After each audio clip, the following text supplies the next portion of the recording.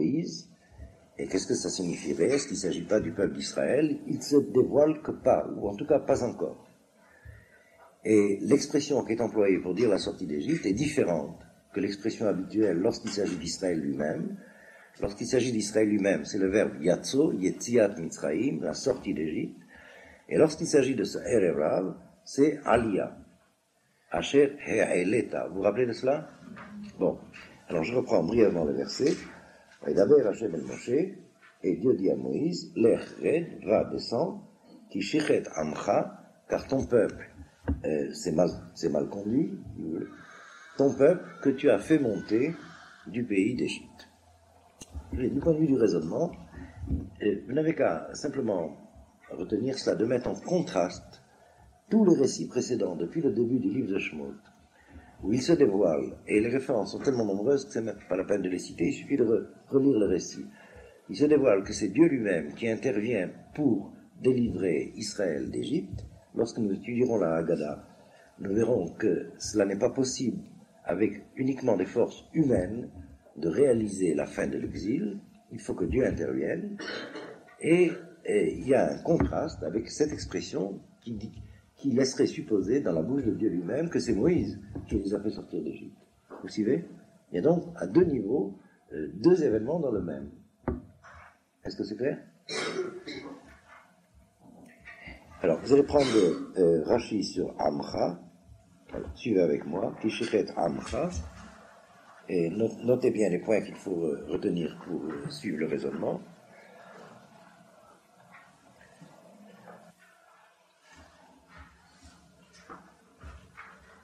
Vous y êtes avec Rashi?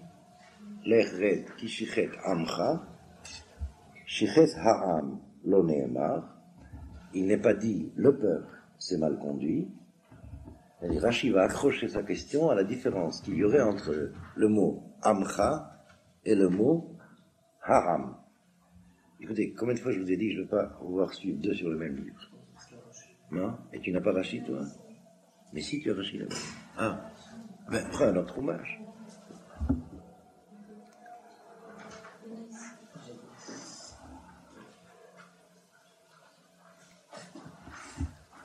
Alors, shichet ha'am lo ne'emar. Vous voyez la différence qu'il y a entre l'expression amcha, ton peuple, c'est-à-dire c'est spécifié, c'est défini, et non pas ha'am en général.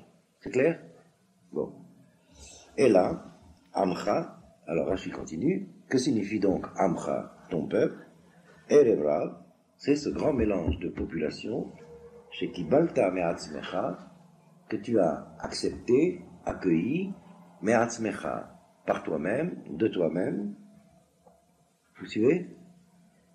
Vegiartem, et tu les as convertis. Le sens, je vais vous parler de cela très rapidement, le sens de converti que nous avons aujourd'hui en français n'est pas très approprié, bien qu'on ait l'habitude de traduire Giour par conversion. Ça a pris un sens purement confessionnel. En réalité, le sens plus exact, c'est celui de la naturalisation en français. Quand on est naturalisé, membre d'un autre peuple. Est-ce que vous comprenez la différence? Le Giour, ça consiste à entrer dans le peuple d'Israël. Alors bien entendu, il y a une procédure, qui est donc une procédure selon la Torah, et de halakha, et qui en fin de compte va prendre dans le vocabulaire une signification confessionnelle. Vous voyez, à travers les siècles, finalement, on s'est habitué à une dimension du sens du Giour, qu'on traduit par conversion, qui existe dans le Giour, mais qui n'est pas la principale, parce qu'on s'est habitué à une connotation du mot en français qui vient de la théologie chrétienne. Est-ce que c'est clair? Bon, alors étymologiquement, si vous voulez, suivez bien cela pour ne pas vous tromper dans les catégories.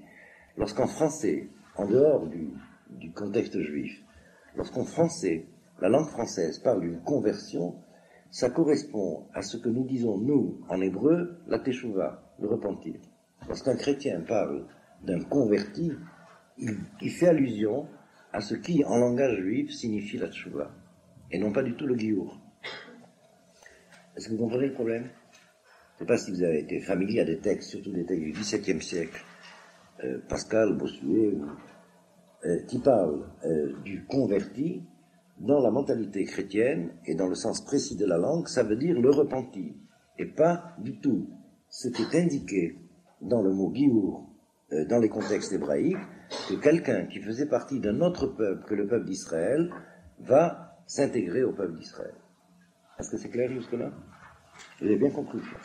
Donc, Giartam, il faudrait le traduire plutôt, tu les as naturalisés. Tu en as fait des Bnei Israël. Mais c'est un processus dont la procédure est religieuse, mais l'acte, le phénomène, est national. Voilà, vous avez encore ici un exemple de plus de la confusion des notions lorsqu'on passe d'une langue à l'autre. Est-ce que c'est clair ce que je dis? Okay. Velo imlachtabi, et tu n'as pas pris conseil de moi. Qu'est-ce que ça veut dire tu n'as pas pris conseil de moi? Là, ici, il y a un problème énorme. Okay. Ça veut dire que Moïse a pris l'initiative sans faire une she'ela. Il avait un problème de halakha à résoudre. Okay. C'est le moment de la sortie d'Égypte. Est-ce que on accepte ou pas tous ceux qui ne sont pas d'Israël qui veulent sortir avec nous? C'est un problème de she'ela énorme. Okay. Un problème, ça veut dire une she'ela. C'est un problème nouveau qui se pose. Il faut poser la question au Talmid Chacham. Qui est le maître de Moïse? C'est Dieu lui-même. Donc il devait demander à son maître, qu'est-ce que je fais? Pourquoi il ne l'a pas fait?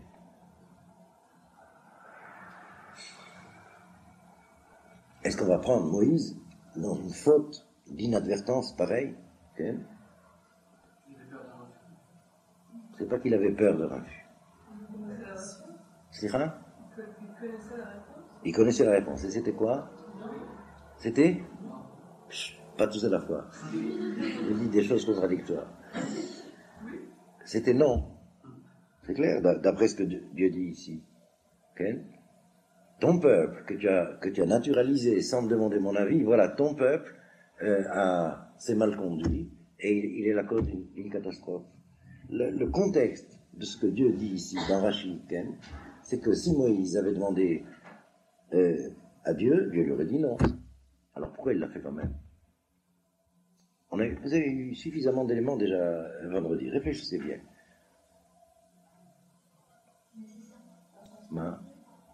C'était nécessaire pour sortir de l'Égypte.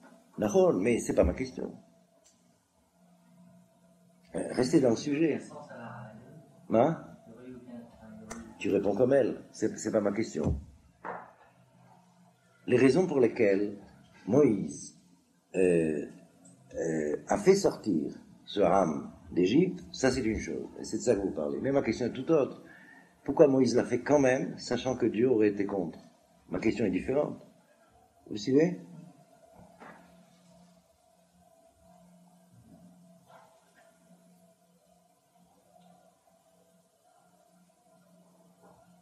Il n'y a pas idée?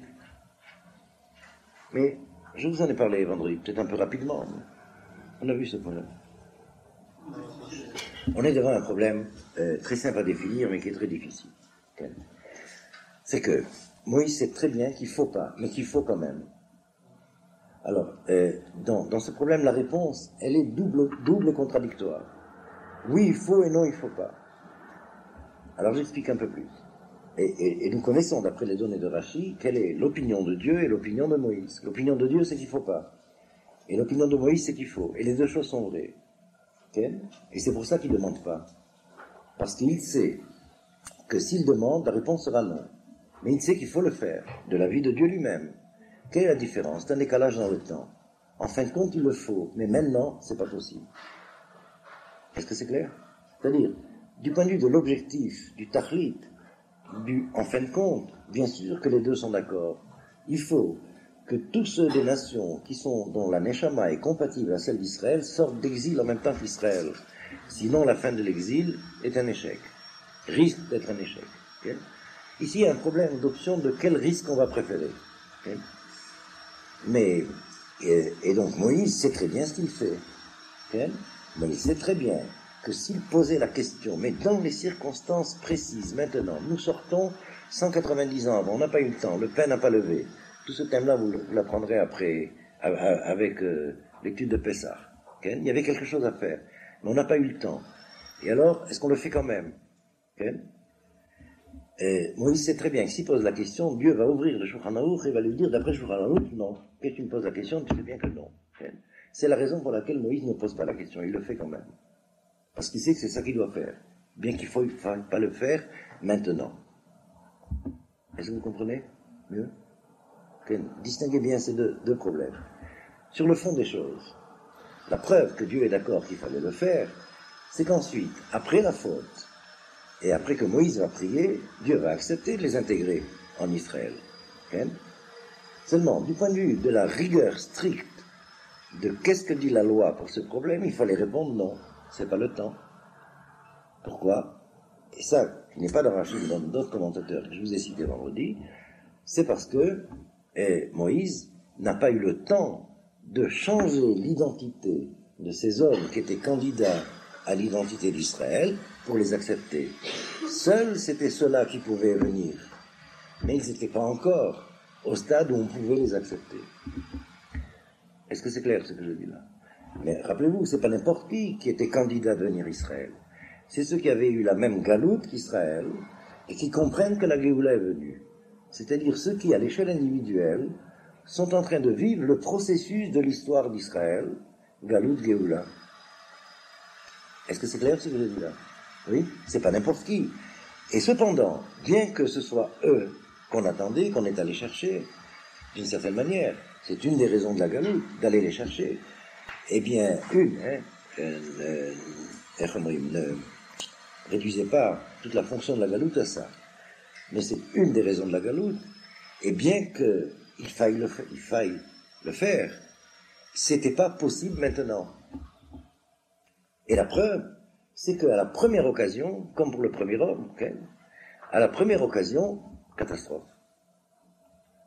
Vous voyez, est-ce que je suis arrivé à vous expliquer ça? Les deux opinions ont absolument raison, mais il y a un décalage dans le moment de la décision.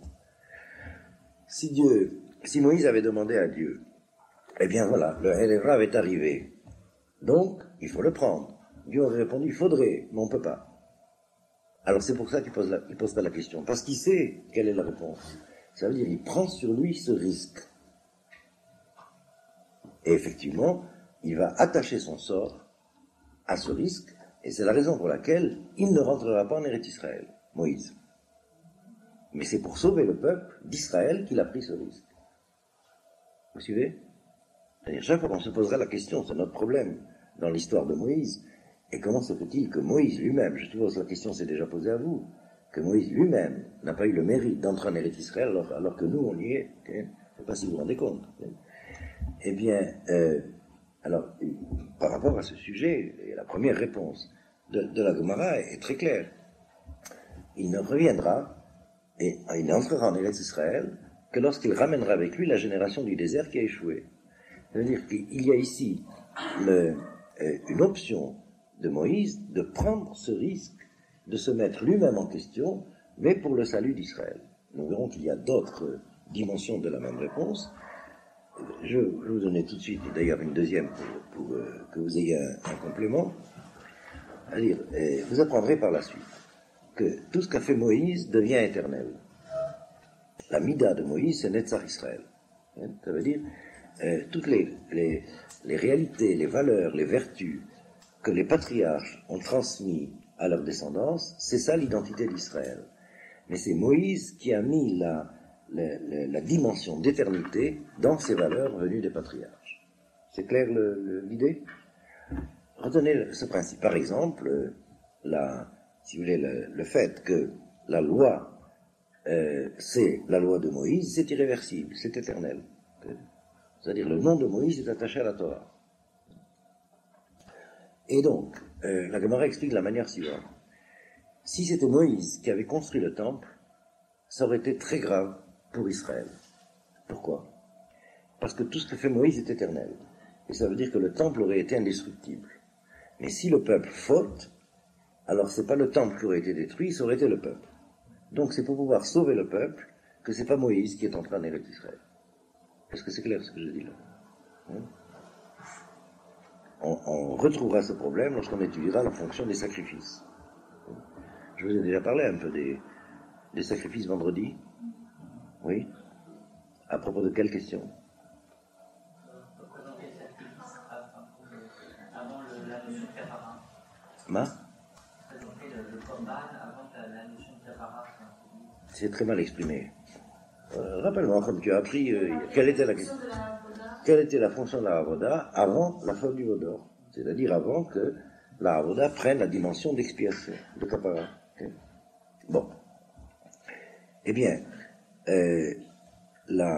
par exemple, nous avons dans beaucoup de textes et de la prière, et la source se trouve dans les prophètes, c'est qu'il y a un contrat entre Dieu et Israël. Et ce contrat est éternel, puisqu'un des deux contractants est éternel, c'est-à-dire Dieu. Dès qu'il y a alliance entre Dieu et Israël, on sait que cette alliance est éternelle, est irréversible par définition. C'est clair? Bon. Le statut de ce contrat, c'est la Torah. Et par conséquent, si Israël viole la Torah, il risquerait de disparaître. Puisque l'alliance est éternelle, c'est très grave pour Israël. S'il n'est plus Israël, se définissant par rapport à la Torah, il risquerait de disparaître. Alors c'est la raison pour laquelle il faut que le temple puisse être détruit. Parce que c'est le temple qui assure l'expiation. Tant qu'Israël est tzaddik et qu'il y a des fautes, le temple peut expier les fautes. Mais si l'alliance de la Torah est rompue, c'est au-delà des fautes. Le temple n'a plus d'objet, alors il est détruit. Et la soupape de survie d'Israël, c'est l'exil. Vous suivez? C'est-à-dire, si Israël n'était pas capable d'exister dans la dimension de l'exil, il disparaîtrait. Alors, pour qu'il ne disparaisse pas, et il ne peut pas disparaître parce que l'alliance est éternelle, il faut que le temple puisse être détruit et que l'exil soit possible. Et c'est d'ailleurs l'exil qui va prendre le relais du temple dans la fonction d'expiation. Bon, suivez bien toutes ces choses-là, il y a beaucoup de choses à la fois, mais je pense que vous les suivez. C'est la raison pour laquelle Moïse n'est pas rentré en Eretz Israël. Parce que si c'était Moïse qui avait construit le temple, encore une fois, le temple aurait été indestructible, et c'est le peuple qui aurait été destructible. Vous suivez? Bon, c'est pourquoi, vous verrez, on le verra lorsque ce même récit est repris dans le Deutéronome, Moïse va dire au peuple, Dieu s'est mis en colère contre moi, Baraboulchem, les Maranchem, pour vous sauver, vous, pour votre bien. Bon. Alors je reviens au problème. C'est-à-dire quelle était la question? C'est que Moïse a pris le risque d'intégrer le Erev Rav en Israël pour le bien d'Israël, en sachant très bien que s'il demandait à Dieu, Dieu va lui dire au nom de la loi, non. Mais Moïse sait très bien que c'est le secret désir de Dieu de le faire quand même. Mais il y a un décalage des circonstances.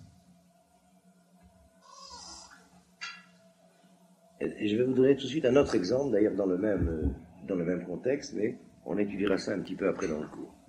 Reliez ça d'abord comme exemple, pour éclairer cette notion. Si vous voulez, c'est ici un exemple d'une question à ne pas poser. Moïse sait très bien que s'il pose la question, la réponse est non. Or, il sait très bien qu'il faut le faire, bien qu'il ne faille pas le faire. Alors il a pris le risque sur lui. Vous y êtes? C'est pas clair? Je ne comprends pas pourquoi c'est pas Hachem qui a pris cette responsabilité. Pourquoi il la laisse à Moïse? Alors, c'est ça justement que j'ai laissé découvert pour que vous le compreniez par vous-même. Et je vais vous donner un exemple. Vous vous rappelez qu'est-ce que Dieu dit dans le verset 8, tout de suite? Tu étais là vendredi? Non. Alors, tu te poseras les questions après que tu auras vu le cours de vendredi.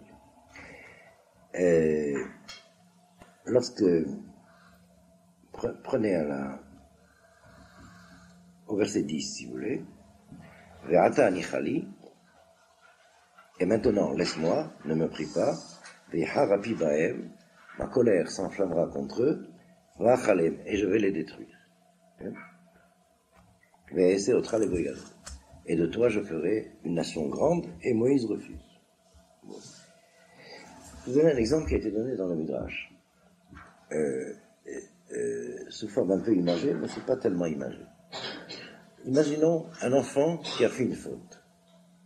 Et alors, d'après la loi, cette faute, elle est passible de mort. Les parents doivent juger. Eh bien, il y a deux principes qui vont s'incarner de façon différente chez le père et la mère. Le père va dire, l'enfant a fait cette faute, eh bien, on n'y peut rien, il faut le détruire. La mère va dire, d'accord, on va le détruire. Mais petit à petit, à travers 2000 ans, le père dit, je vais prendre la montagne et je vais la jeter sur eux. Alors la mère dit, d'accord, mais d'abord, tu divises la montagne en petits cailloux, tu les jettes un après l'autre, tu auras jeté la montagne, mais de manière telle qu'ils pourront survivre. Vous voyez la différence? C'est-à-dire, c'est la même décision, mais dans deux modalités différentes. Dieu a dit, je les détruirai. Okay? Or, il ne va pas les détruire. Contradiction, pas du tout. Il va les détruire, mais à la manière dont Moïse va le demander. Et c'est pourquoi, c'est clair? C'est-à-dire en pardonnant, mais en mettant la punition en sursis. Ça veut dire que chaque fois qu'une faute sera faite, elle sera payée pour elle et un petit peu pour la faute du veau d'or, jusqu'à ce que la faute du veau d'or soit évacuée, expiée. Alors il en résulte que la décision est là, il faudra les détruire, mais comment? Ça c'est Moïse qui l'obtient, de telle sorte qu'ils survivent quand même. Et ça veut dire que toute cette identité va être mise en jeu dans l'histoire, et c'est l'histoire qui dévoilera qui a vraiment fauté, disparaîtra, et qui n'a pas vraiment fauté, s'améliorera. Vous voyez à peu près le problème. Alors habituez-vous à cette dialectique. Je reviens à notre problème précédent. Ça veut dire que la question qui s'est posée, est-ce qu'il faut les accepter? Moïse est devant un dilemme. Oui, il faut les accepter dans le principe de l'objectif, mais non, il ne faut pas les accepter dans l'état actuel des choses. Est-ce que c'est clair? Bon. Et par conséquent, il sait très bien que s'il demande la halakha à Dieu, Dieu va lui dire non, tu peux pas. Et pourtant, Moïse sait très bien que Dieu voudrait bien que l'initiative vienne de Moïse, et c'est là que je vais vous donner le deuxième exemple, vous le comprendrez par vous-même. Vous allez prendre le verset que je vais vous donner, vous connaissez la suite du récit. Lorsque Moïse descend de la montagne et s'aperçoit de ce qui est en train d'être fait, il prend les tables de la loi, il les brise, et il les casse. Okay? Alors nous allons prendre ce contexte-là, et vous allez voir comment Rachid l'explique. Alors retrouvez le verset.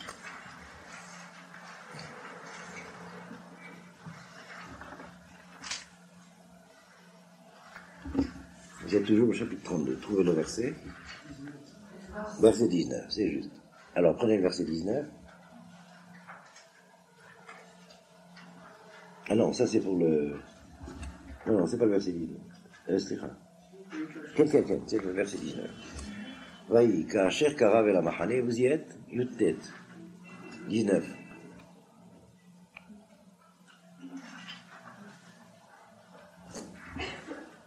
Quel livre tu as, toi?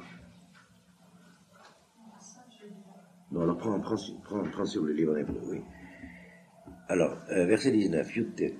Vaï, Ka'asher Karav el Amachane, et il arriva, quand il s'est approché du camp, Moïse, Vayar et Aegel, il vit le veau qu'ils avaient fait en statue, Umcholot, et les danses qu'ils faisaient autour, Vayhar Af Moshe, et la colère de Moïse s'enflamma, Vayashler Miyadav, il faut dire, et il jeta de ses mains, et Taluchot, les tables, Vaychaberotam, et il les brisa, Tahatar, au pied de la montagne. Bon, voilà le premier verset. Ensuite, lorsque Moïse va intercéder pour cette partie du peuple qui a fauté, et c'est la deuxième prière qu'il fera, ça c'est le deuxième sujet que je vais toucher tout à l'heure, qu'en réalité il y a deux prières. La première prière, Moïse fait pour Israël lui-même, vous vous rappelez de cela? La deuxième prière, il va la faire pour la partie du peuple qui n'était pas Israël, mais que Dieu a accepté d'intégrer à Israël d'après l'intercession de Moïse. Et à partir du moment où ce Erev Rav entre en Israël, il est justiciable de la loi pour Israël, et c'est la raison pour laquelle il faut prier pour lui. Mais la première prière, c'était pour Israël. Je vous rappelle le raisonnement pour ceux qui n'étaient pas là. Dieu dit à Moïse, ton peuple a fauté, Moïse prie, sauf ton peuple. Okay? Tel est le raisonnement, ça veut dire, si tu détruis mon peuple, ton peuple est perdu. Pourquoi? Parce que, c'est ce que je vous ai expliqué l'autre fois, la sortie d'Égypte n'est possible que si le Erev Rav sort avec Israël. Vous suivez jusque-là? Okay. C'est le raisonnement de Moïse, et il le sait. Pourquoi c'est comme ça, on a le temps d'apprendre. Mais prenons-le comme postulat. L'initiative de Moïse, c'est que si on n'accepte pas ce Erev Rav, la sortie d'Égypte a raté l'exil d'Égypte a raté son objectif. Sur ce point de la fonction de l'exil. Et c'est cela l'initiative que prend Moïse, quel que soit le risque. Vous y êtes? Bon. Et alors, la première prière, c'est pour Israël lui-même. Et on la relira encore tout à l'heure. Mais on l'a lu déjà vendredi. Okay. Ceci pour vous expliquer que ce texte serait incompréhensible sans ces principes de lecture. Mais une fois que Dieu va pardonner, va suspendre la punition, en la répartissant sur toute l'histoire jusqu'à la fin des temps. Une fois que Dieu va suspendre la punition, l'Erev est intégré en Israël. Alors il en résulte qu'il est soumis à la loi d'Israël, et que leur faute, c'est vraiment une faute. C'est la raison pour laquelle il faut une deuxième prière pour le Erev, pour que la punition soit suspendue au nom de la loi même. Ça y est, c'est clair? Bon, on reprendra d'ailleurs cette analyse.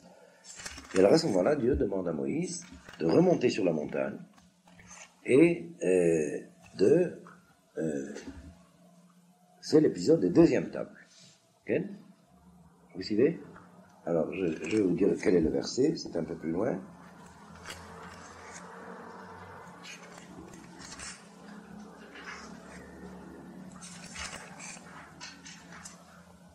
Voilà, vous allez prendre le premier verset du chapitre 34.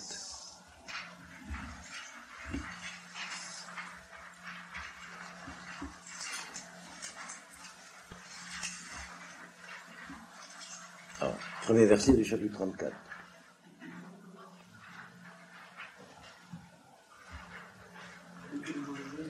Hein? D'accord. Alors, Vayomer Hashem el Moshe, et Dieu dit à Moïse, alors la Magdala Talaf, Pesol Lecha, c'est-à-dire taille-toi, Shne Luchot Avanim Karishonim, 2 tables de pierre comme les premières, Vechatafti ala Luchot, et j'instruirai sur les tables, et Tadvarim Asherayu ala Luchot Arishonim, les paroles qu'il y avait sur les premières tables, Asher Shibarta, que tu as brisé, que tu as cassé.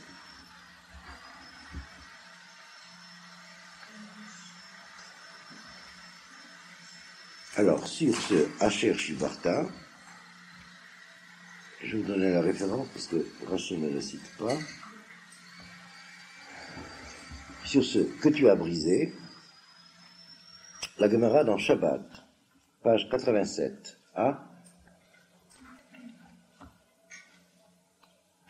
et enseigne la chose suivante. Qu'est-ce que ça veut dire, les premières tables que tu as brisées? Or, nous savons que c'est Moïse qui les a brisées, d'après le verset qu'on vient de lire avant. Okay? Alors, pourquoi Dieu lui dit les premières tables que tu as brisées? Bien sûr que nous savons que c'est Moïse qui les a brisées. Alors, la Gemara dit ceci. Asher Shibarta, ça veut dire Yachar Kochacha She Shibarta, que tu as bien fait de briser. Melamed, cela nous apprend chez Iskim HaKadosh Baruch Hu que Dieu a accepté Al Sheshavar et Aluchot, que Moïse ait brisé les tables. Vous suivez? Bon, d'abord le raisonnement d'exégèse. Étant donné que le verset précédent nous a appris que c'est Moïse qui a brisé les tables, il est inutile de rappeler ici que c'est lui qui les a brisées. En conséquence, si Dieu lui-même dit les premières tables que tu as brisées, ça veut dire qu'il acquiesce, comme dit la Gemara, qu'il est d'accord avec cela, que tu as bien fait de briser. Le chidouche de que tu as brisé, ça veut dire que tu as bien fait de briser. Que tu as brisé, et je suis d'accord. Et c'est le seul raisonnement qu'on peut faire sur l'exégèse du verset. Pourquoi? D'où il apparaît que c'est le seul raisonnement et pas le contraire. On pourrait lire que tu as brisé et j'étais pas d'accord, mais la Gemara nous dit, ça veut dire que tu as brisé et que j'étais d'accord. La preuve qu'il était d'accord, c'est que il lui a donné les deuxièmes tables. Donc c'est homogène au récit. D'où la question, qui va se poser maintenant sur cet exemple comme sur l'exemple précédent. Et ça veut dire que tout se passe comme si Dieu attendait que Moïse brise les tables de la loi. Et alors, la question pourrait être posée de cette manière, pourquoi il ne lui a pas dit, lui, de les briser? Alors, premièrement, qu'est-ce que ça veut dire que Dieu attendait que Moïse brise les tables de la loi? Et le fait que les tables de la loi aient été brisées, ça va sauver le peuple. Ça veut dire, tant que la loi n'a pas été donnée, il n'y a pas faute. Et par conséquent, si Moïse donne les tables de la loi, il y a faute. Par conséquent, il faut briser les tables de la loi pour qu'il n'y ait pas faute. C'est ou les tables, ou le peuple. C'est clair? Et vous avez bien compris cela. Bon. Ça veut dire que, quand ça s'est passé, cela, Dieu attend que Moïse prenne l'initiative d'annuler la loi pour que le peuple ne soit pas détruit. Alors d'où la question, et pourquoi Dieu ne dit pas à Moïse, brise les tables, comme ça on sauve le peuple. Je vous laisse réfléchir. Et en attendant, je vais vous citer un autre midrash. Le midrash nous montre que lorsque Dieu a dit à Moïse, ton peuple s'est mal conduit, ils se sont fait une idole. Alors Moïse a dit, mais jusqu'à présent, il n'y a que moi qui ai reçu la Torah. Ils ne l'ont pas encore reçue. Parce que les 10 commandements ont été donnés au singulier. Okay? Dieu s'adresse à Moïse et lui dit, tu ne te feras pas d'idole. Alors ça veut dire que Moïse suspend l'histoire. Tant qu'ils n'ont pas reçu la loi, tant que je ne leur ai pas transmise, il n'y a pas faute légale. Il y a faute d'identité. Ce que Dieu dit, ce peuple-là, il n'est pas pour cette loi. Je le détruis. Okay? Mais si en plus, Moïse leur donne la loi, alors il y a faute légale. C'est clair? Et pour qu'il n'y ait pas faute légale, il préfère briser les tables. Ce thème-là, nous allons le rattacher au problème de la Teshuvah, d'autre part. Ça veut dire les premières tables, c'est le principe de la loi serait, voilà la loi, à la première faute, celui qui est coupable est détruit. Okay? Ça veut dire, c'est la loi qui est donnée sans encore le principe que la Teshuvah est possible. Alors que les deuxièmes tables, c'est que la loi est donnée avec l'éventualité que s'il y a faute, il peut y avoir pardon. Et c'est la raison pour laquelle les deuxièmes tables vont être données le jour de Kippour. Vous allez compter avec moi. Okay? On est au 6 Sivan, la promulgation de la Torah. Okay? Moïse monte 40 jours. Ensuite, il redescend, c'est le 17 Tammuz où les tables ont été détruites. Le 17 Tammuz, dans l'histoire, c'est la destruction des murailles de Jérusalem. Alors ensuite, il remonte 40 jours pour prier, plus 40 jours pour recevoir la deuxième table, et il redescend le 10 Tishri. Vous ferez le compte d'après le calendrier. Okay? Du 6 Sivan au 10 Tishri, il y a 3 fois 40 jours, avec la fin des premiers 40 jours, le 17 Tammuz. Okay? Alors vous suivez bien, ça veut dire que les deuxièmes tables ont été rendues le jour de Kippour. C'est-à-dire l'événement historique, le premier événement historique du 10 Tishri, qui est le jour de Kippour, c'est la promulgation des deuxièmes tables, c'est-à-dire le pardon de la faute qui avait été faite par rapport aux premières tables. Est-ce que c'est clair? Vous suivez? C'est-à-dire que les deuxièmes tables, c'est la même loi, mais compte tenu de s'il y a la faute, il peut y avoir expiation. Et c'est pourquoi, après Kippour, il y aura Simchat Torah, qui correspond à Matan Torah du 6 Sivan. Bon, ça nous apprendrons plus en détail d'autre part. Alors, on arrive à la question, et pourquoi Dieu n'a pas dit à Moïse, brise les tables? Ici, qu'est-ce que la Gemara veut nous faire comprendre? C'est que Dieu est d'accord que Moïse brise les tables, et il attend que ça. Alors, qui peut répondre d'après tout ce qu'on a vu précédemment?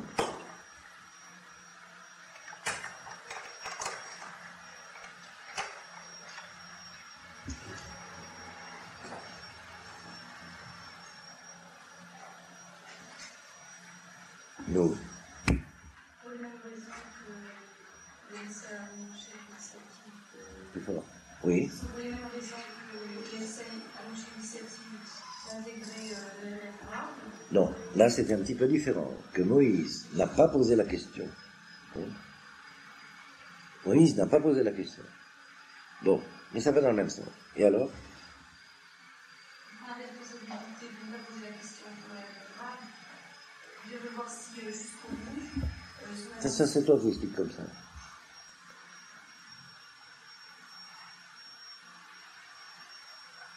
Je reprends ma question ici par rapport aux deux tables.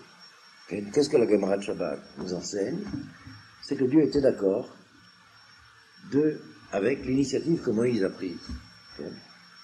Alors je reprends ma question, c'était par rapport à une question de Julie tout à l'heure. Et pourquoi Dieu n'a pas dit à Moïse, brise les tables? La réponse est très simple. Ça c'est pas une réponse à toi.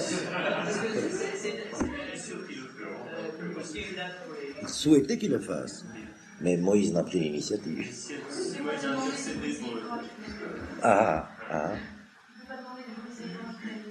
Enlève qui vient de Dieu, la loi tout court. Dieu ne peut pas s'opposer à la loi. La vérité absolue, Dieu n'y porte pas atteinte. Et c'est pourquoi il faut que l'initiative vienne de Moïse. Et c'est clair? C'est-à-dire, l'idée que Dieu suspende la loi est une idée impossible. C'est la stratégie de Moïse qui fait que c'est possible. Et Dieu est d'accord avec lui.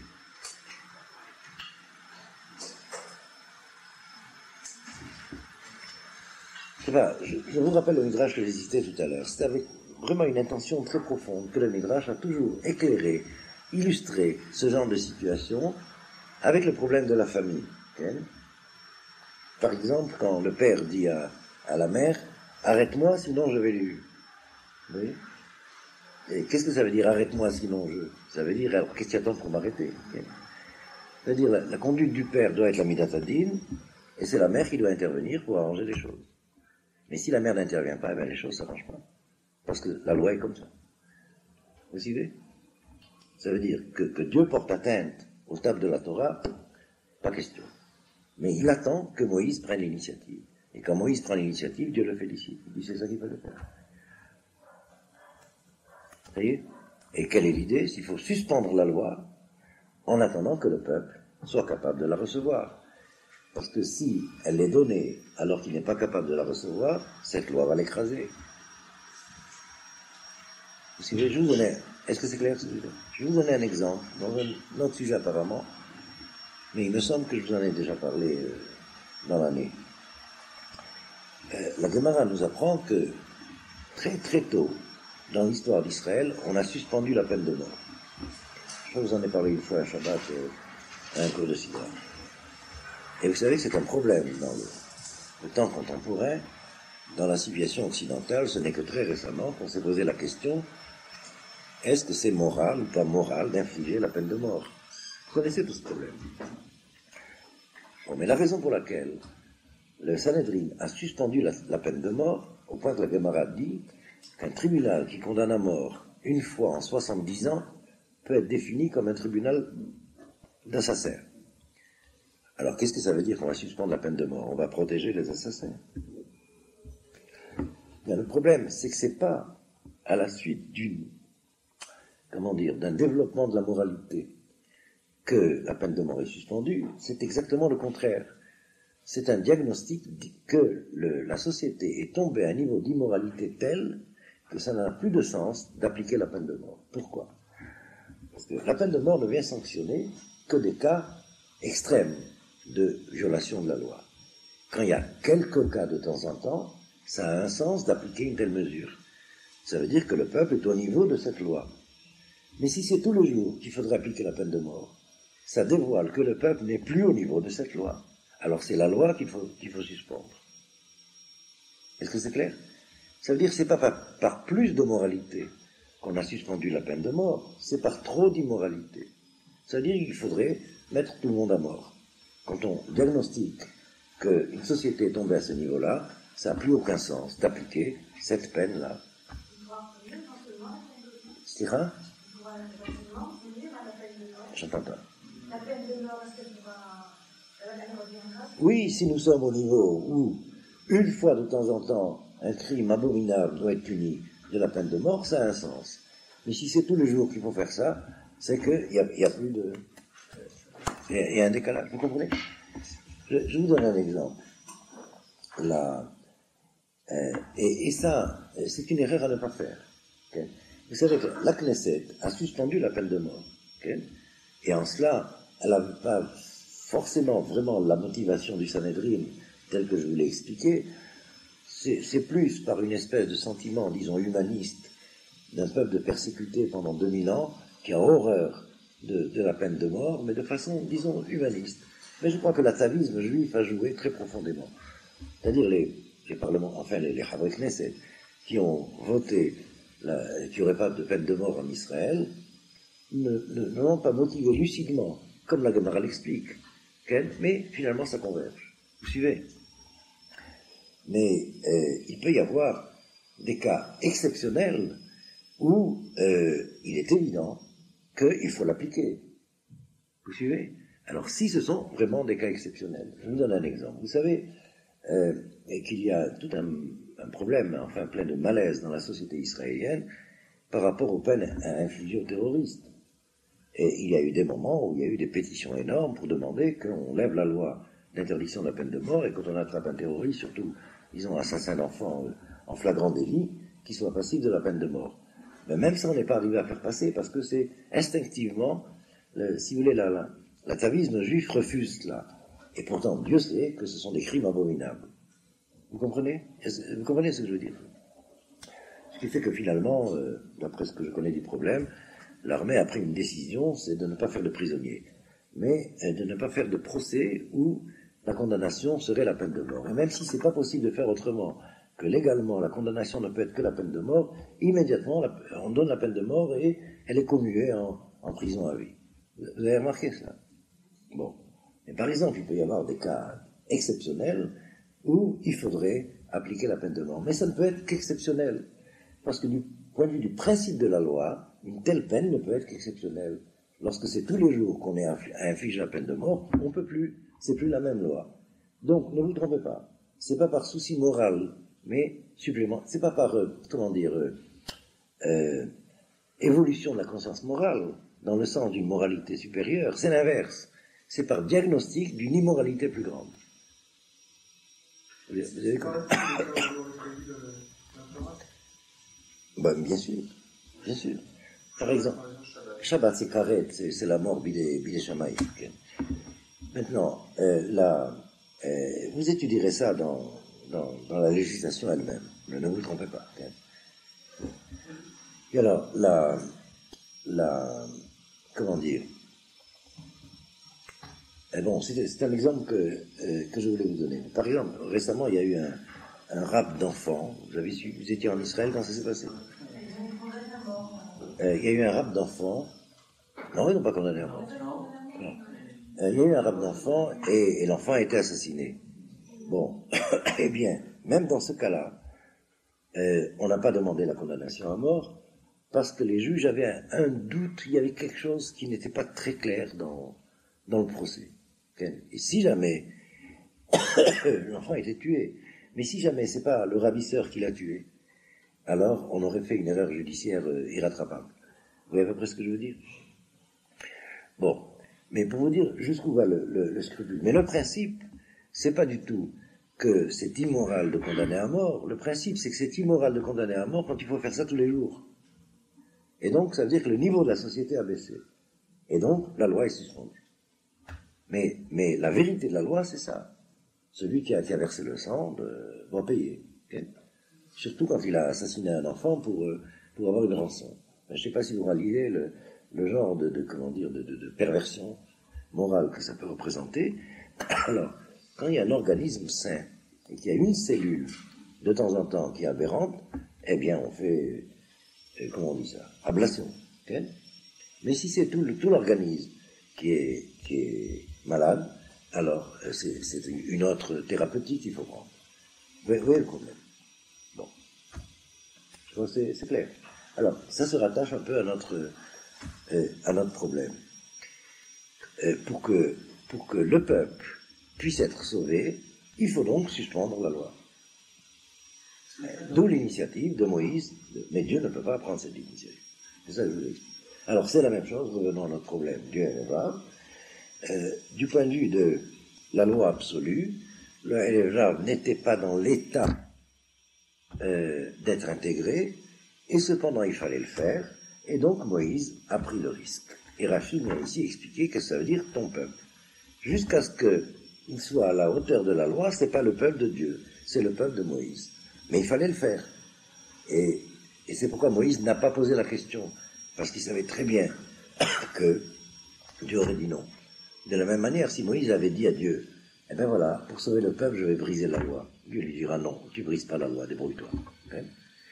Mais Moïse a brisé la loi par sa propre initiative, Dieu le félicite. Ça y est, vous avez compris ça? Parce que quand il y a donné les deuxièmes tables, le peuple. Quand il a donné les deuxièmes tables, est-ce que le peuple, le Rav, était apte à recevoir? Ça veut dire, quand il a donné les deuxièmes tables, ça veut dire que, quelle que soit la faute, le repentir peut être possible. Et c'est l'expérience de cela qui a eu lieu dans ce passage, dans cet épisode du désert. Ça veut dire, a priori, seuls ceux qui sont compatibles à cette loi sont Israël, les autres disqualifiés, mais voilà que c'est par les premières tables qu'on a reçues. On n'est pas mesuré à la loi à ce niveau-là, des premières tables et des deuxièmes. Ça veut dire que s'il y a eu faute, l'expiation peut venir. Et donc que la réception des deuxièmes tables est à un niveau bien plus inférieur que celle des premières. C'est clair? Vous avez compris le bon. Ok. Mais pourquoi Hachem n'a pas donné directement les deuxièmes lois? Parce qu'il savait que ça ne pas quelque Parce que la vraie loi, la première, bien sûr. Est-ce que le fait d'avoir été en exil, il y a eu une suspension de la loi du moins légèrement récente? Elle n'était pas encore promulguée. Ici, pourquoi la faute est grave? C'est parce que la faute apparaît après le Matan Torah. Ils ont entendu qu'est-ce qu'il y avait dans cette loi, mais ils ne l'ont pas encore reçu comme contrat. Okay? Alors, Moïse dit, je préfère briser la loi que pour sauver le peuple. Okay. Est-ce que c'est pas trop facile? Est-ce que c'est pas ouvrir une porte comme ça de jouer avec la loi? C'est-à-dire que si les gens ne sont pas au niveau, eh bien, la loi qu'on leur avait promis, dont ils ont déjà entendu parler, mais après on l'efface, on la suspend transitoirement, pourquoi ne pas recommencer?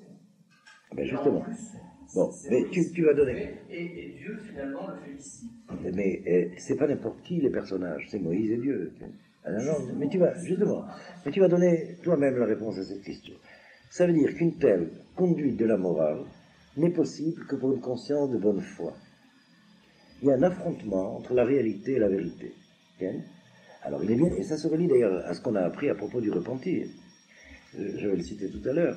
Cela n'est possible que pour une conscience de bonne foi. C'est évident. Okay? Et rattacher ça au problème du repentir. Vous vous rappelez, je pense qu'on l'a étudié. Celui qui dit, je sais que la clause du repentir est possible. Est-ce que vous vous rendez compte que c'est le même problème? Okay? Dit, celui qui se dit, je sais que la clause du repentir est possible. Eh bien, c'est pas grave. Aujourd'hui, j'ai besoin de fauter. Je vais fauter, demain, je me repens. Celui-là, on n'accepte pas son repentir. Okay? Pourquoi? Parce qu'il y a une clause de bonne foi. Habituez-vous bien à cela. La morale juive, enfin la morale de la Bible est très difficile, parce qu'elle s'adresse aux tzaddik. Il faut une option de la bonne foi, alors la vie selon la loi est praticable, malgré le décalage entre la vérité et la réalité. Mais s'il y a mauvaise foi, alors évidemment, on est hors la loi. Et il y a un grand principe dans la morale juive, c'est que toute chose, même la plus apparemment insignifiante, a priori, c'est absolument énorme, interdit. On va détruire le monde. C'est arrivé, ça peut s'arranger. Ah, vous allez me dire quel genre de morale c'est ça? C'est la morale la plus difficile. A priori, pas question. A posteriori, on va recoller les morceaux.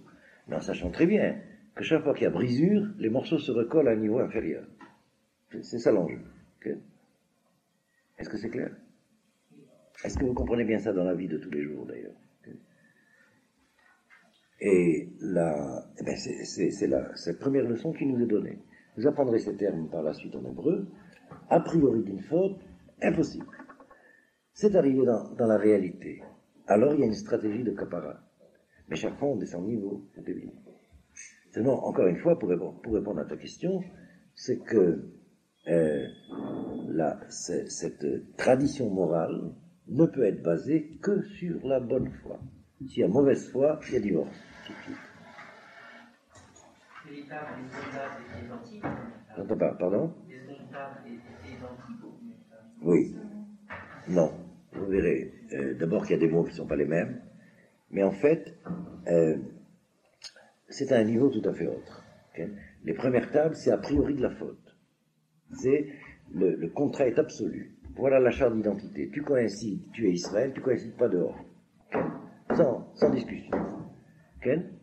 Cette charte, c'est en même temps une carte d'identité. Voilà qui tu es Israël. Qui se reconnaît là-dedans, c'est Israël. Qui ne se reconnaît pas, c'est plus Israël. Vous suivez? Bon. Les deuxièmes tables, c'est voilà l'idéal à réaliser. Okay? Et si tu es comme ça, c'est très bien. Si tu n'es pas comme ça, on pourra te récupérer. Mais tu seras un récupéré. Vous voyez les deuxièmes niveaux?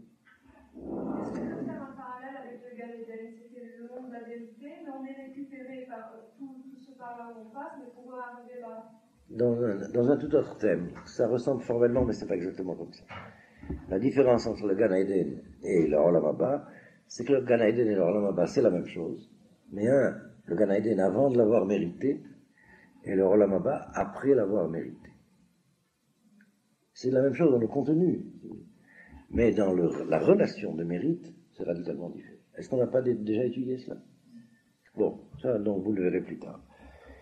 C'est pas que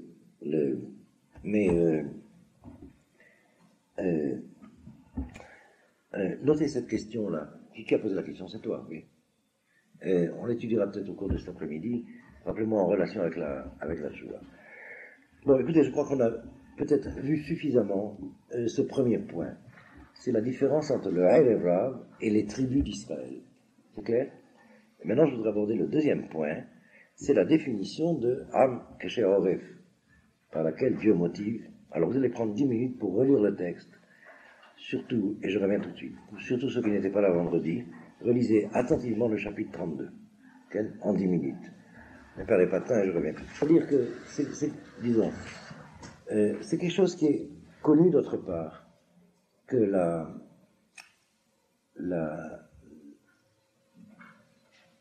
je veux pas répondre de façon circonstanciée, ça va nous prendre tout le quart d'heure. Repose-moi cette question cet après-midi. Okay. Est-ce qu'on n'a pas étudié, au moment du commencement de l'histoire d'Abraham, dans la relation avec Lot à Sodome et Gomorre, la guerre qu'Abraham a dû faire, et que déjà à ce moment-là, l'exil lui a été annoncé? On a étudié cela. Et qu'il y avait déjà indiqué cette clause qu'il faudra ramener. On n'a pas étudié ça. Bon, alors vous vous rappelez cet après-midi. Vous prendrez alors cet après-midi, pas seulement chez moi, mais aussi Bereshit, que je vous donne la référence. Pour le moment, provisoirement, retenez cette idée. Il y a une sorte d'inachèvement de la nation d'Israël dans son identité profonde. C'est pas simplement une question de nombre d'individus, puisque finalement nous voyons que les 4/5 des Hébreux se perdent en Égypte, okay, et qu'une des fonctions de l'exil, c'est de réaliser ce parachèvement, disons, et que ce qui m'étonne, c'est que vous ne perceviez pas par vous-même. Je vous répète ce que je vous ai dit souvent et je l'ai répété encore vendredi matin. Essayez de penser ce genre de questions-là à l'intérieur de monothéisme total. C'est-à-dire qu'il y a la même providence, bien qu'à des niveaux différents, pour Israël et pour le reste de l'humanité. Cette histoire qui est racontée à travers l'identité d'Israël concerne l'humanité tout entière. Alors, admettons comme postulat qu'il y a à l'échelle individuelle, en dehors d'Israël, chez les autres nations, des individus dont le statut est analogue. Et par conséquent, que ce fait que ce que je vous ai appelé la naturalisation en Israël est possible, ce qui a priori pose un problème. A priori, s'il y a une élection d'identité aussi radicale de la définition Israël, l'idée d'un Givour serait impensable. Okay? Vous comprenez ce que je veux dire? Vous avez dû étudier cela avec Benoît Gross sur le séminaire sur Judas Lévi. Okay? Je pense que, comme je connais un peu sa manière d'enseigner, il a dû mettre l'accent là-dessus. Qu'il y a a priori, moi je ne suis pas tellement d'accord dans la forme, Enfin, le contenu est pratiquement le même. Il y a a priori une différence d'essence entre l'identité Israël et le reste de l'humanité. Vous avez dû étudier ça à propos de Anaïloki. On en a parlé une fois et je vous ai demandé de nuancer cela. C'est une question de vocabulaire qui n'est pas tellement exacte. Okay? Mais on ne peut penser ce problème qu'à l'intérieur d'un monothéisme total, cohérent. Et par conséquent, le fait que l'identité Israël est radicalement différente à l'échelle collective, mais à l'échelle individuelle, il peut y avoir, dans toutes les autres nations, des individus dont le cheminement de Goral, de leur destinée, a été celui d'Abraham, chacun à son niveau. Alors ils sont d'Israël dans le principe. Vous comprenez? Et par conséquent, en ce qui concerne la sortie d'Égypte, la fin de l'exil, étant donné que pour Israël, toute cette histoire de l'exil, c'est une dialectique d'expérience, Galout Géoula, qui a vécu la même dialectique est candidat à être le fidèle de ce Dieu unique dont la Torah parle. Qui a vécu l'exil d'Égypte et la Géoula d'Égypte fait partie de ceux à qui Dieu s'adresse lorsqu'il dit « Je suis votre Dieu qui vous a fait sortir d'Égypte ». C'est clair? Et par conséquent, le fait qu'une foule est assaillie Moïse au moment de la sortie d'Égypte, vous sortez, vous passez dans l'autre monde, on passe avec vous. Eh bien, fait partie de ce problème. Et la question, la difficulté vient du chipazon, c'est-à-dire de l'accélération des événements qui a fait que le pain n'a pas levé. Qu'on commence toute cette histoire avec un pain non levé. On n'a pas eu le temps. Okay? Et donc, vous voyez, ces deux niveaux. Qu'il y ait eu, quelle que soit leur raison, des hommes qui ont voulu s'adjoindre à Israël, c'est ça la conversion, c'est ça la naturalisation. Nous sentons, on ne sait pas pourquoi, que nous faisons partie de votre histoire. Et Moïse de leur dire, Bevakasha, la porte est ouverte, c'est pour ça que l'histoire est faite, que cette histoire est faite. Seulement, ils sont dans un état tel qu'ils portent en eux un handicap pour Israël. Et là, au niveau de la vérité absolue, on ne peut pas les accepter tant qu'ils ne sont pas compatibles. Vous avez compris tout à l'heure cette difficulté. Non, mais j'ai bien entendu le sens de ta question. Ça veut dire, s'il y a, et il y en a d'autres, mais s'il y a une fonction à l'exil, c'est bien celle-là. C'est le fait de revenir enrichi de toutes les Neshamot qui font partie d'Israël dans le principe, mais que l'histoire a fait qu'ils sont restés chez les Goïms. Mais je vous donnerai les textes dans l'histoire d'Abraham ce soir. Et ça fait partie de ce genre de problème qu'en principe, la question, c'est pourquoi il se pose une question. Ça devrait aller de soi. Mais je comprends très bien pourquoi. Parce qu'à travers 2000 ans d'exil, on a fini par être habitué à l'idée d'un monothéisme restreint à un Dieu tribal. Que le Dieu unique dont on parle, c'est le Dieu d'Israël et que ça. Et alors, et les autres? Et qu'est-ce que c'est que la Torah commence à la création du monde pour nous apprendre que ce Dieu dont on parle, c'est celui qui a créé tous les univers et donc toute l'humanité. C'est à ça qu'il faut se réhabituer. On ne peut pas comprendre tout ce que la Torah enseigne du point de vue du sens de l'histoire d'Israël si on ne comprend pas qu'elle concerne d'emblée dans le principe l'humanité tout entière. Et donc, à ce niveau-là, il n'y a pas de problème, il n'y a pas de question. La question, c'est qu'une question se pose à vous. Mais je comprends pourquoi elle se pose à vous. Donc, vous avez compris. Et je sais, l'expérience montre qu'il vous faudra pas des années, des dizaines d'années d'efforts pour arriver à hausser le monothéisme juif à ce monothéisme réel dont parle la Torah. Je sais qu'on a une espèce de panique de penser les choses à ce niveau. Comment le Dieu qui est providence d'Israël, c'est le créateur de l'univers tout entier. Et donc la providence de tous les êtres vivants, les araignées y compris, plus les goïms. Il faut arriver jusque-là. Okay. Je sais que c'est difficile à développer.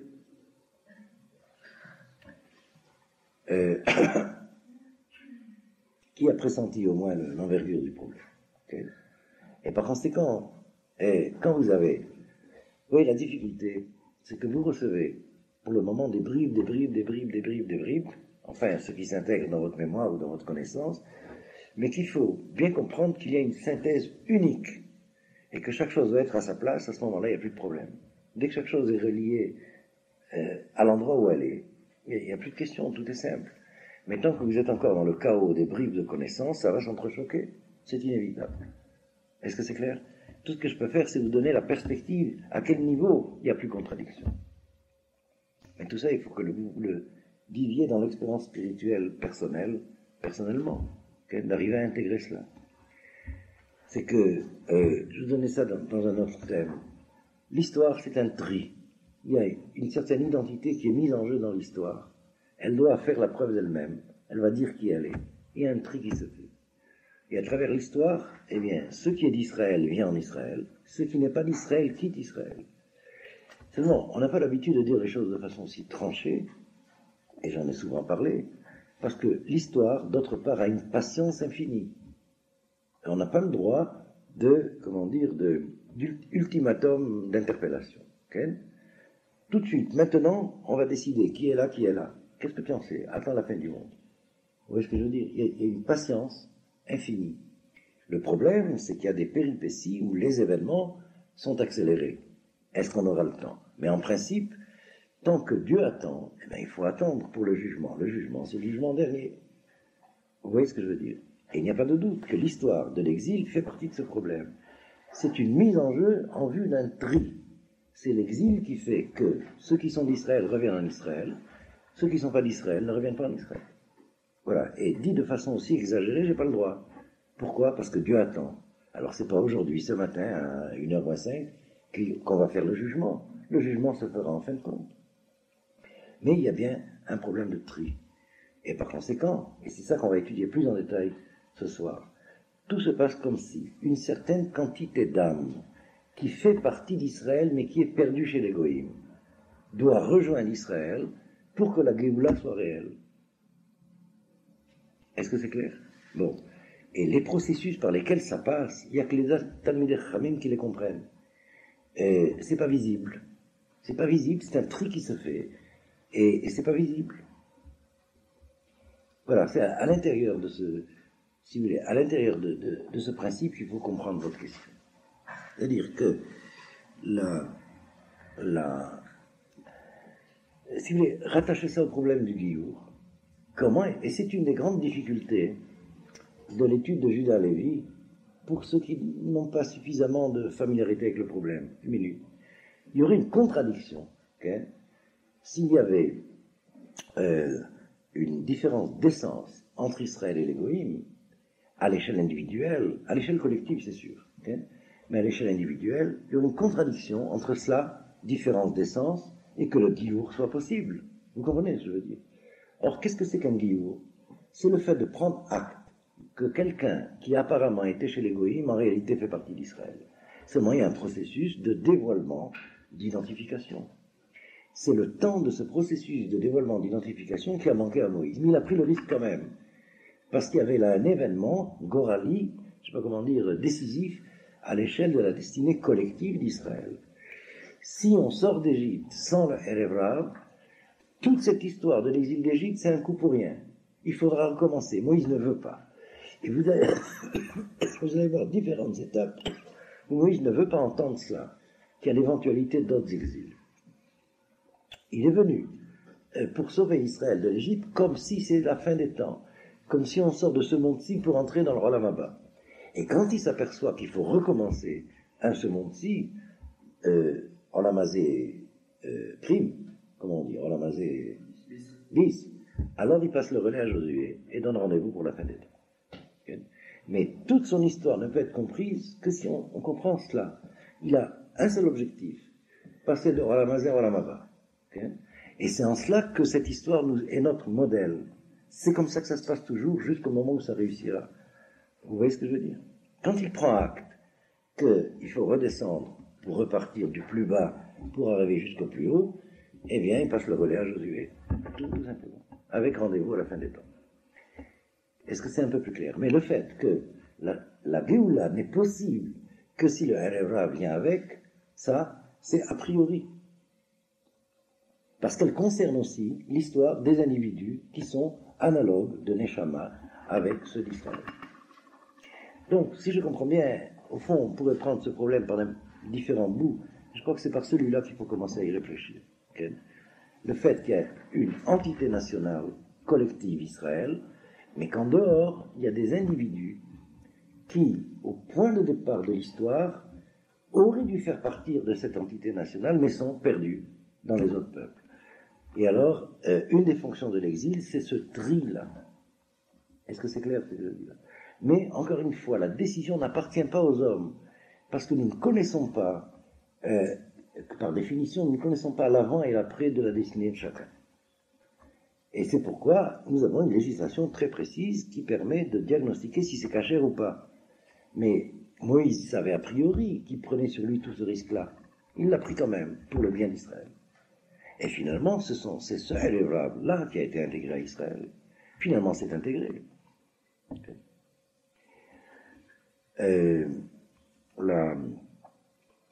Voilà, ce qu'il ne faut pas oublier, c'est que, maintenant je crois que vous êtes assez habitués, c'est que nous lisons la Torah pour la petite fenêtre que nous avons sur le développement de notre destinée historique, entre la naissance et la mort. Vous voyez ce que je veux dire? Mais que il est bien évident qu'on ne peut comprendre l'envergure de cet enseignement que si on arrive, et vous êtes peut-être encore trop jeune, et encore ça dépend qui, quoi. Il faut arriver à un certain âge pour arriver à percevoir l'évidence qu'il est évident que mon existence n'a pas commencé à ma naissance et qu'elle ne se terminera pas à ma mort. Ce qu'il y a avant, ce qu'il y a après, ça nous échappe. Hein? Mais il est évident que tant qu'on n'a pas rencontré ce principe-là, on ne peut pas penser le problème d'un enseignement concernant le sens d'une histoire qui traverse les individus et qui commence au premier homme et qui s'achèvera qu'au Messie. Est-ce que vous voyez ce que je veux dire? Je veux dire, c'est un non-sens de supposer qu'on peut étudier la Torah avec l'idée que la destinée de chacun commence à sa naissance et se termine à sa mort. Cette loi-là du comportement, elle a une préface historique d'envergure métaphysique et pas du tout législative, purement et simplement. Vous voyez ce que je veux dire? C'est pas un code de comportement, un point. Ça, n'importe quelle société peut avoir le sien. C'est le code de comportement pour ceux qui sont insérés dans l'histoire de la destinée du monde, depuis la création jusqu'à la rédemption. Bon, c'est à ce niveau-là qu'il faut comprendre ces problèmes. Est-ce que c'est clair jusque-là? Plus ou moins. Non mais, je vais vous dire une chose, et je vous l'ai dit depuis le début de l'année sous différentes formes. Et ce que je vous demande cette année, c'est d'essayer de comprendre le sens des mots que vous apprenez. Mais c'est surtout d'apprendre. Parce que je sais très bien que comprendre de quoi il s'agit, il vous faudra des dizaines d'années. Est-ce que c'est clair? Il faut apprendre qu'est-ce qu'il y a à comprendre. Et si telle chose vous comprenez, telle chose vous ne comprenez pas, c'est normal. Et est-ce que c'est clair? Nous ne sommes pas en cours de je ne sais pas comment dire, de botanique. Okay? Et c'est tout à fait normal. Parce qu'il y a une dimension de... Il n'y a pas de mot en français pour dire ça. D'arriver à expérimenter dans la réalité ce qu'on a appris au niveau abstrait, au niveau des idées. Okay? Et chacun a son rythme, et chacun a son passé, et chacun a sa mémoire, et chacun a sa capacité de rythme, enfin tout ce que vous voudrez. Mais retenez bien une chose, ce qu'il faut découvrir, et je pense que vous en avez suffisamment de pressentiments au moins, c'est que toute cette chokma, ça fait une unité absolue. Que vous rencontrez par des petits coups de projecteur sur des petites facettes, des bribes. Et qu'il suffit de savoir profondément qu'un verset a été compris pour savoir que tous les autres sont dans le même cas. Et alors, si chacun se dit dans son expérience, oui, mais ça je comprends pas, eh bien c'est tout, c'est pas autre chose. Ça tu comprends pas. Un jour tu comprendras ça aussi. Est-ce que vous comprenez? Il y a c'est un procédé du raisonnement logique qui s'appelle le raisonnement par récurrence. Il y a des mathématiciens chez vous? Vous savez ce que c'est que le raisonnement par récurrence? Si une loi est vérifiée sur un point, et un point plus un, c'est qu'elle est vraie pour toute la série. Mais pour les autres points, je ne comprends pas. Eh bien oui, tu ne comprends pas encore. Et ce point-là que tu as compris avant, tu ne comprenais pas non plus. Vous voyez ce que je veux dire? Est-ce que c'est clair? Bon. C'est à ça qu'il faut vous habituer. La Torah, eh bien, c'est pas un livre pour faire des exercices de je sais pas quoi, 4 heures de cours par semaine pendant un an. La Torah, c'est la Torah. Donc, et alors donc, chaque fois que vous avez une difficulté, eh bien, comprenez bien cela, il faut rattacher au principe de base. Et il est évident qu'il peut arriver que vous ne voyez pas par vous-même le lien. Un jour viendra où vous allez étudier tel commentaire qui vous éclairera le lien. Ça y est, c'est clair? Peut-être que je vais l'expliquer encore de la manière suivante.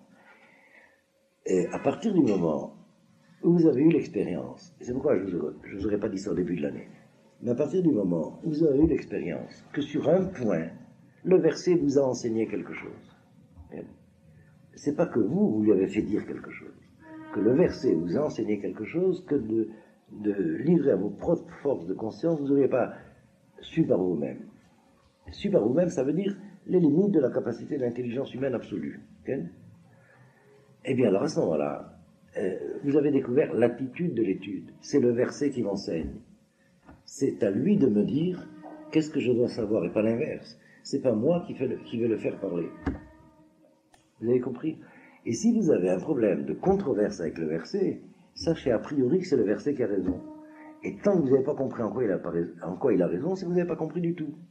Je pense que vous avez eu assez d'expérience de cela dans l'exégèse, bien que, je peux vous dire, il me suffit de vous citer un enseignement de la Gemara. Un jour, un très grand Chacham de la Gemara parlait de ce qu'il avait appris de son maître. Il avait dit, j'ai appris de mon maître ce qu'un chien peut laper de l'océan une fois. Je ne sais pas si vous réalisez l'image qui est donnée là. Mais sachez que c'est ça la Torah. Il y a il vous suffit d'avoir eu, même au niveau des petites bribes, expérience une fois que c'est la Torah qui enseigne. Alors, à partir de ce moment-là, l'idée que la Torah peut se mettre en contradiction avec elle-même ou être en contradiction avec votre opinion, c'est stuyot. Ça fait pas le poids. Enfin, je sais pas comment vous dire ça, je cherche un mot, mais vous l'avez compris par vous-même. C'est de l'orgueil infantile. Je pense que c'est clair.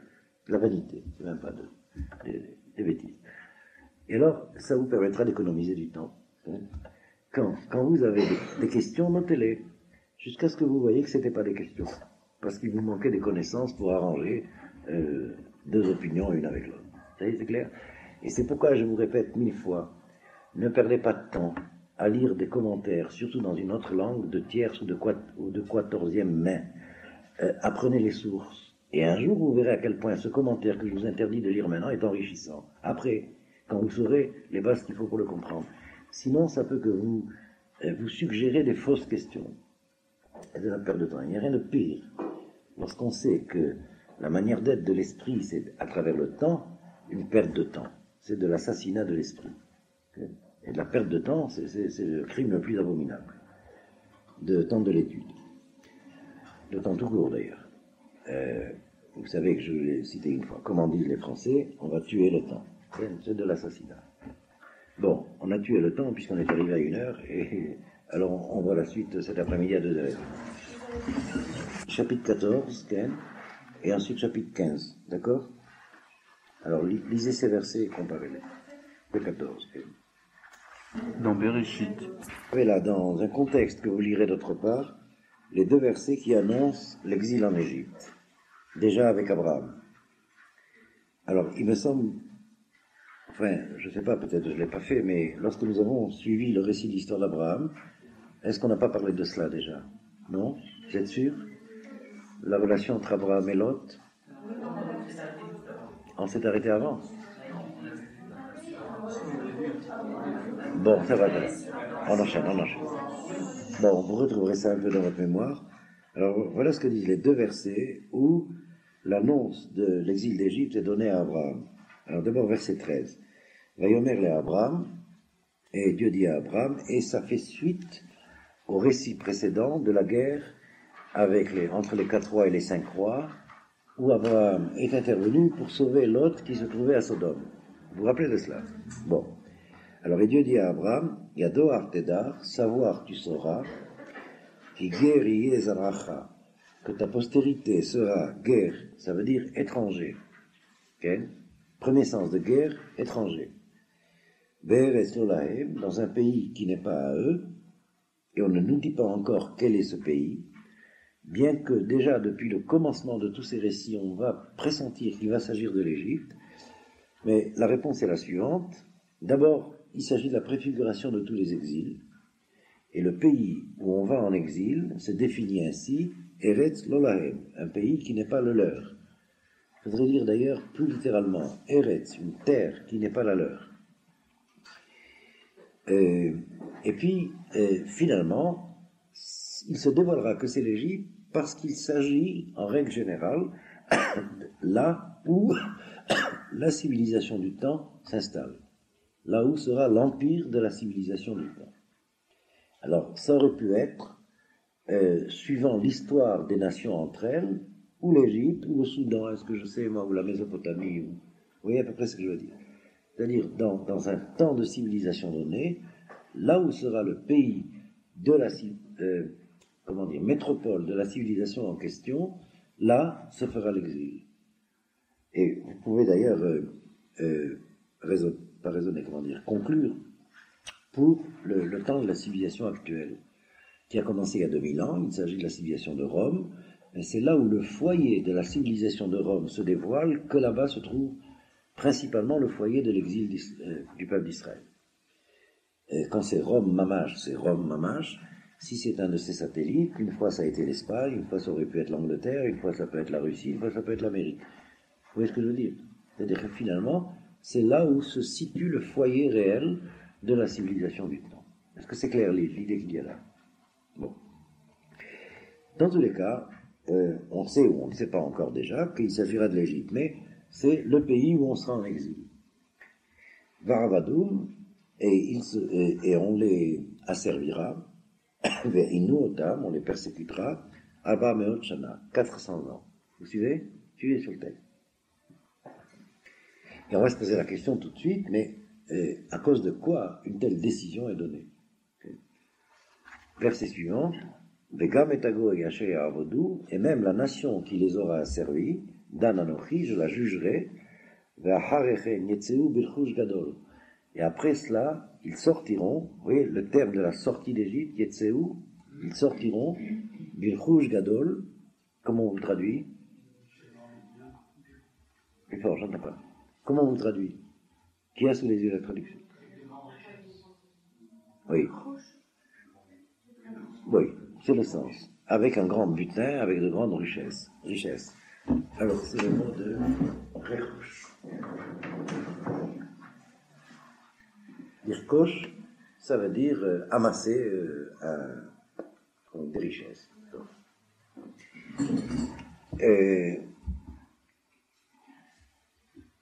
Alors, comment aborder cela?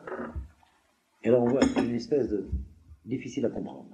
Il va y avoir l'éventualité, le risque d'un exil, d'une grande persécution, compensation, eh bien, vous sortirez avec des richesses. Okay? Ça ne fait pas le poids. Vous voyez où la difficulté? S'il s'agit là d'une compensation, on se passerait de l'une et de l'autre. Qu'est-ce que ça voudrait dire? Ben voilà, vous allez avoir une histoire très difficile, Israël dispersé, Israël exilé, mais c'est pour votre bien, parce que vous reviendrez enrichi. Vous voyez la difficulté. Okay. Or, ce mot de Rechush, qui est en question ici, on va le retrouver dans le premier contexte. Alors, prenez maintenant le verset 14.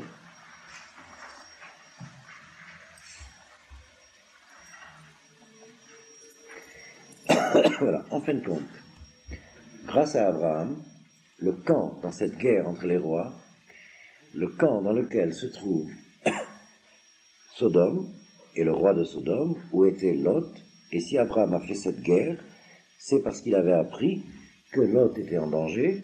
En tout cas, jusque-là, on était arrivé, qu'Abraham s'est séparé de Lot, mais qu'il lui a promis protection. Vous vous rappelez de cela? Si tu vas à droite, je vais à gauche, je vais à droite, pour pas être loin de toi. Vous vous rappelez? Bon. Et puis finalement, il y a une guerre, et Abraham apprend, c'est dans les versets précédents, que Lot a été fait prisonnier, il entre dans la guerre pour délivrer Lot.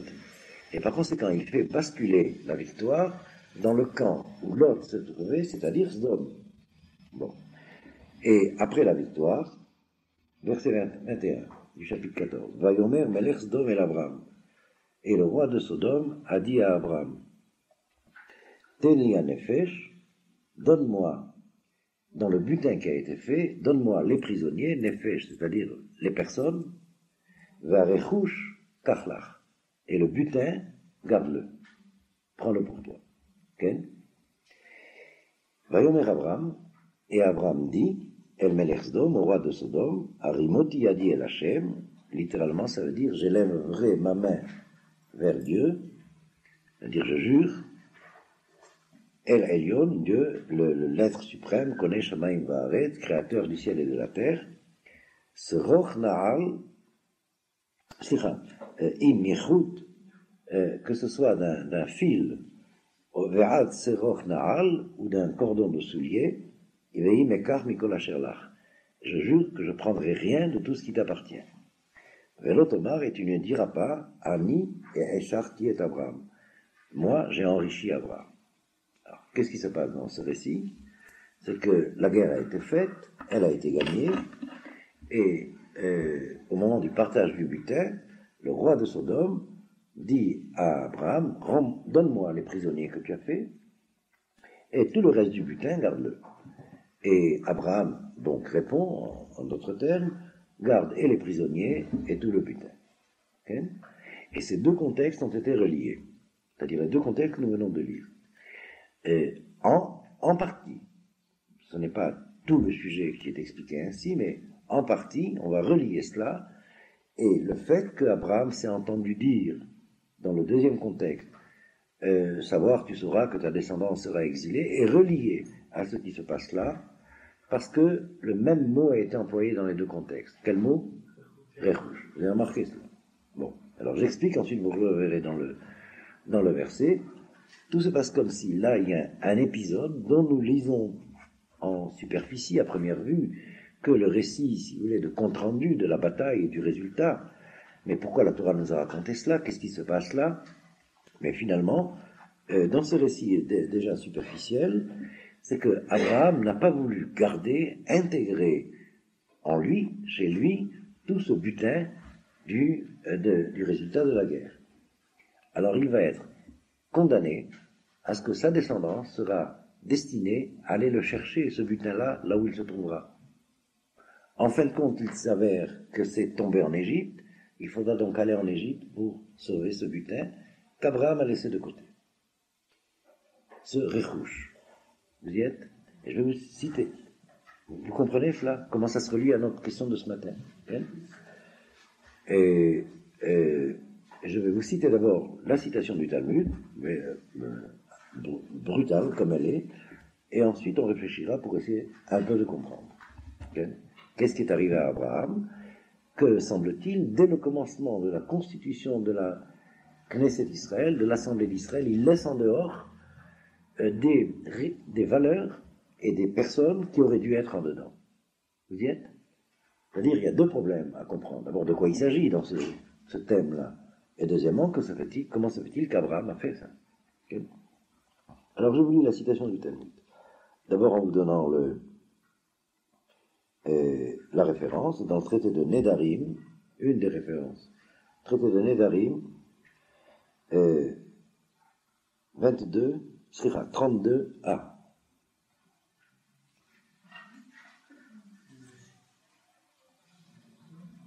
Ce que je vais vous lire maintenant se trouve dans le traité de Nedarim 32a. Alors, notez-le, si un jour vous parlez de ça et qu'on vous demande où est la référence, si vous ne la connaissez pas, on va croire que vous l'avez inventée. Ben, moi, je suis toujours admiratif quand je vois pas noter les références. Vous savez déjà. Okay?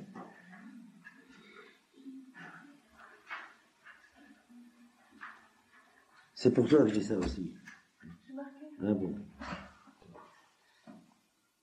Et je vous dirai encore une fois, vous n'êtes pas au cinéma permanent. Vous êtes ici pour travailler, étudier. Okay? Alors j'ai souvent l'impression que vous assistez à des conférences. Alors, notez bien ce que je vais vous dire. Amar Rabbi Yochanan. Rabbi Yochanan enseigne. Pourquoi Abraham, notre père, a été puni? C'est ce mot que je veux que vous notiez. C'est-à-dire, selon l'enseignement du Talmud, il y a là une punition. Et pourquoi Abraham, notre père, a été puni?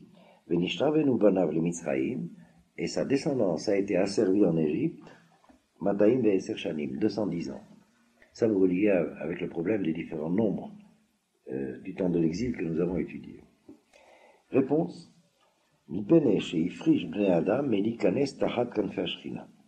Parce qu'il a empêché des hommes d'entrer littéralement sous l'aile de la Shrina, c'est-à-dire d'entrer en Israël. Vous voyez que le jugement est très dur. Chez Nehemar, ainsi que dit le verset, Vayomer Melech Sodom, et le roi de Sodome a dit à Abraham, donne-moi les personnes, et le Rechouch garde-le. C'est-à-dire, je prendrai ça à un certain niveau. Nous savons qui est Sodome. Okay? Et Sodome, c'était l'endroit, la société la plus dépravée qu'il y avait en ce temps-là. Vous vous rappelez de cela? Bon. Et le roi de Sodome, finalement, on pourrait se demander pourquoi Abraham a été l'allié du roi de Sodome dans cette guerre. C'est pour sauver Lot. Bon. C'est la réponse, on peut l'avoir. Et le roi de Sodome dit, eh bien, les prisonniers que tu as faits, donne-les-moi à moi, et puis le butin, garde-le. Non seulement Abraham lui dit, le butin aussi, tu peux le prendre, mais il laisse prendre les personnes. Vous voyez le problème? Et il donne un argument, qu'on ne dise pas, le roi de Sodome a enrichi Abraham. Finalement, tout ce Rechouch va rester en dehors. Okay? Alors on retrouve le mot de Rechouch dans le deuxième contexte. Alors d'où cet enseignement ici dans la Masechet Nedarim, que je vais maintenant formuler par rapport à notre sujet. Pourquoi cet exil a dû avoir lieu? C'est parce que Abraham a laissé toutes ces personnes qui auraient pu être converties à l'identité d'Israël qu'il prépare rester en dehors. Alors, le thème continue, et là où ces neshamot, ces valeurs seront tombées, là-bas il faudra que la descendance d'Abraham aille en exil pour les faire sortir avec eux. Vous voyez comment ça se relie à notre sujet de ce matin? C'est clair? Bon. Alors la formule que je voudrais maintenant formuler est la suivante, et ensuite on abordera la question de fond. C'est-à-dire, pourquoi Abraham a fait ça? Vous voyez qu'on est relié à des problèmes analogues. Pourquoi Moïse s'est conduit comme ça? Pourquoi Abraham a fait ça? Alors c'est bien de bien réfléchir. Il y a toute une stratégie de relation entre la réalité et la vérité qui n'est pas facile, et c'est ainsi que les choses se sont faites, et finalement cela entraîne des handicaps qui vont handicaper l'histoire par la suite. Vous vous rattachez ça un peu au problème des déchets qu'on avait appris tout au début de l'année, que chaque étape a une sorte de déchet qui se récapitule sur l'étape suivante. Okay? Bon. Alors donc la formule est la suivante, c'est que une des fonctions de l'exil, c'est de mettre en évidence les valeurs qui sont de l'ordre de l'identité d'Israël, mais qui sont déjà préalablement, elles, dans une sorte d'exil total en dehors d'Israël. Lorsque le peuple d'Israël se met dans le cas d'avoir à être puni par l'exil, alors a posteriori, cette fonction va trouver son emploi. C'est-à-dire, il pourrait y avoir d'autres manières de sauver ces valeurs, pas forcément passer par l'exil. Mais a posteriori, si déjà l'exil est nécessaire d'autre part, alors ça va servir aussi à ça. Est-ce que c'est bien clair? Ça, je vais reprendre d'ailleurs ce point d'explication. Alors, dans ce contexte du Talmud, il y a deux autres épisodes de la vie d'Abraham qui sont reliés au même contexte comme cause lointaine de l'exil pour sa descendance. Je ne vais pas en parler maintenant pour ne pas trop voir de choses à la fois.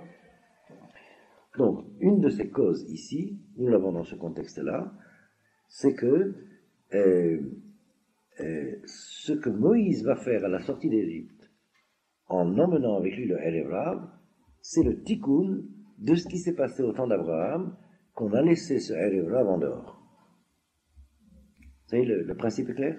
Comment ça fonctionne dans le détail historique de la destinée de chacun, ça nous échappe. Mais rappelez-moi ce que j'ai dit ce matin. Okay? Mais c'est une identité humaine qui est en jeu dans ce thème historique. Et comment être sûr, si vous voulez, que telle personne qui se trouvait dans le Erev Rav au moment de la sortie d'Égypte, c'est bien la réincarnation de telle personne qu'Abraham avait laissée dehors, ça nous échappe. Mais ce que nous pouvons comprendre, et ce que nous devons comprendre, c'est le thème historique à l'échelle collective. Est-ce que c'est clair? Ça y est, c'est clair?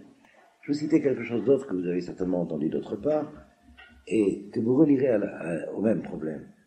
Par exemple, quand on dit que toutes les Neshamot des convertis de quelques siècles que ce soit se trouvaient au pied du Sinaï au moment de la révélation du Sinaï, vous avez entendu ça, je suppose, okay? Ben, c'est relié au même genre de problème. Et comment ça fonctionne? Comment ça fonctionne, c'est un autre problème. Mais c'est le thème d'identité qu'il faut comprendre. Est-ce que c'est clair? Vous avez là deux sources. Qui sont ces guérims qui viennent en Israël? La première source, c'est ce rerouche qu'Abraham a laissé en dehors. La deuxième source, c'est ce que je viens de vous citer.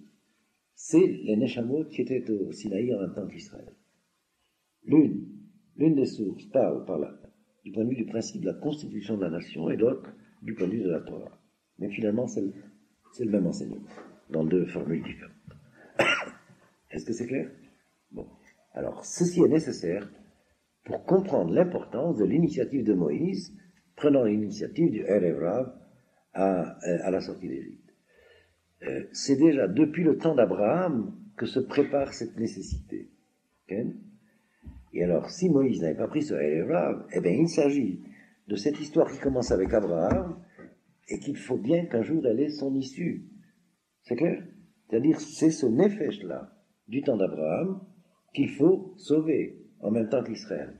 Alors, si ça ne se fait pas à la sortie d'Égypte, toute l'histoire de la sortie d'Égypte est privée de sens, toute l'histoire de l'exil d'Égypte est privée de sens, en tout cas sur ce point-là. Et il faudrait recommencer. Vous voyez donc l'importance de l'initiative de Moïse pour améliorer l'histoire d'Israël. Est-ce que c'est clair? Où était la difficulté, l'empêchement qui ferait que si on avait posé la question « qu'est-ce que dit la halakha ?» la halakha aurait dit non, c'est qu'ils n'étaient pas assez préparés. Vous y êtes? Mais finalement, le fait de les faire sortir, ça passe avant les handicaps qu'ils vont introduire. Vous avez compris le problème?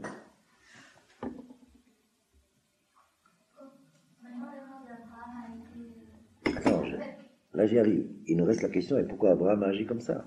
Parce qu'Abraham ne sait pas tout ça. Vous comprenez? Bon. Alors, là, je vais me baser sur l'enseignement du Maharal en particulier, et suivant le principe suivant, c'est que ça, nous avons un peu commencé à étudier ce thème-là. C'est que pour que l'identité d'Israël soit présente, il faut différentes étapes dans l'ordre des vertus, différentes midotes, et Abraham est la première.